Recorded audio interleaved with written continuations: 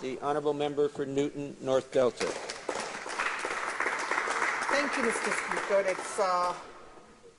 It's actually really a delight today to be able to stand up in this House and speak on behalf of my constituents and other Canadians right across this country who are probably listening to this debate and saying, I wonder what planet many of these parliamentarians live on when they are seeing the challenges they are facing.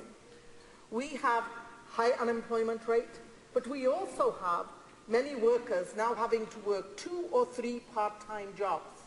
2 or 3 part-time jobs, and many working seasonal jobs. And this is what they have seen, Mr. Speaker.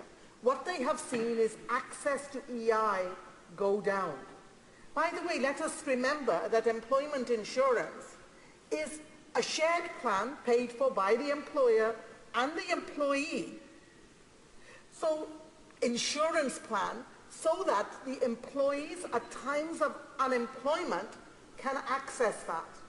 But what we have seen happening, both under the Liberal government and now under the Conservative, is more and more barriers being placed in the way of people being able to access an insurance plan that they have paid into. By the way, an insurance plan that was very well funded. As a matter of fact, the Liberals did not hesitate to take over $50 billion. I'm not talking about millions here, I'm talking about billions. $50 billion they took out of the EI. And in order to fund tax cuts to corporations and don't know for what other of their favorite pet projects. Now, we can say the Liberals did that, but they also reduced access to EI during their tenure from 80% of the unemployed getting EI to 45%. So working people were hit with a double whammy, and yet this huge surplus was taken out instead of being paid to workers and being used to train workers for other work as well. Now, the Conservatives continued, by the way. They raided the EI account as well. And when too many questions were being asked, guess what? They just shut that account. And they have placed even more barriers and challenges. And I have talked to many constituents in Newton North Delta who say that it is so difficult to get EI now that many of them don't even bother to fill out the forms because there are so many challenges in the way.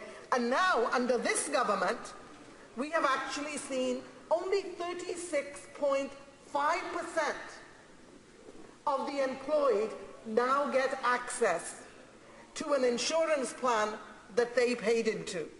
And I think that is shameful, and that's something that needs to be addressed. And neither apologizes for this stealing from workers that took place. At the same time, once they did away with the discrete account and used the surplus, now then the Conservatives raised the EI premiums. But notice, Mr. Speaker, this EI holiday or break or tax credit, I don't see why they're calling it a tax credit, is only being given to the employer. The employees will still be paying their insurance premiums. And there is no evidence and no guarantee that that is going to lead to greater job creation. As a matter of fact, the government across the way has given billions in tax cuts to huge corporations, and we have seen very little job growth flowing out of that. And economists have studied that and haven't seen the links. As a matter of fact, what we see is a history of companies that take our tax breaks, that take our subsidies, and then they go over the border anyway and take the jobs with them and leave Canadians struggling. So, once again, what I see from my colleagues across the way and colleagues down this way is they are trying to treat the EI contributions made by employees and employers as it's something that they own. And I would really, really say that the NDP is the only party that can be trusted to stick up for workers. You know what? The Liberals are always so full of rhetoric. They make promises galore.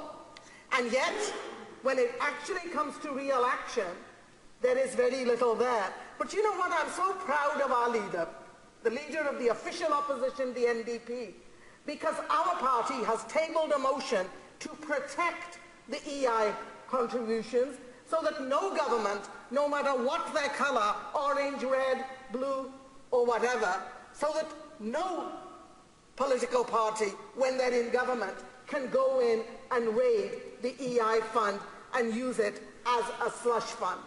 That money would be targeted to assisting those who are unemployed. And you know, Mr. Speaker, with only 36.5% people being able to access EI, what that has led to is a lot of disillusionment. And there is a psychosis that sets in when people can't get work. And I can still remember today a young man who came to see me, and by young I mean 55, because 55 is the new young. He came into my office and he'd been out of work. He'd been out of work for over 12 months. And I said to him, "Did you apply for EI?" And he would have qualified. You know what he said? "I went and they were asking me these questions and they gave me all these forms, and you know what? I just couldn't get over those hurdles." Those are the kind of hurdles that government has put in the way of workers being able to access EI. Now, you know, when you can't keep doing the same things and expecting different results. But I would say that what is needed right now is, let's use the EI fund for what it's meant for, but let us also look at real job creation ways. Let's take a look at real tax credits for businesses, small and medium-sized businesses, to have a job creation. And there are many other ways that we could support our businesses. And you know, Mr. Speaker, I know that my colleagues across the way have very little respect for those who lose their jobs at no fault of their own, because of the economic conditions that they have helped to create, with a vast number of temporary foreign workers, which has led to a lot of instability. And we have seen over and over again the government sort of calling those who are unemployed repeat offenders. Isn't that an offensive term? I can tell you the unemployed who are unemployed at no fault of their own find that very offensive. Or let's not forget a Conservative minister who stood up and said EI eligibility, and attacked EI eligibility by saying, once again, the NDP is supporting the bad guys. Surely, Mr. Speaker, this is the 21st century, and knowing today's reality, that is no way for our parliamentarians to speak. And Mr. Speaker, I pointed out the very, very high number of people who are not qualifying, and as a result, many Canadians end up having to appeal once they get turned down. With only 36% getting approval, you can imagine that the appeal rates are very high. And what this government has done is that they've broken the Social Security appeal system by creating the Social Security Tribunal. And the EI appeals under this new system that the Conservatives created have a dismissal rate of 80%. And then, when you really look at it, what they've done is made the system so dysfunctional that those who get denied EI, it's almost impossible for them to make a presentation except through written submissions, etc., etc. And what they did was they took over 1,000 referees that were all over the country and have replaced them with 75 tribunal members. And you know what? This system is working exactly the way the Conservatives wanted it to work, and they are making sure that they are denying the rightful access to EI that unemployed workers who paid into that system deserve. Thank you.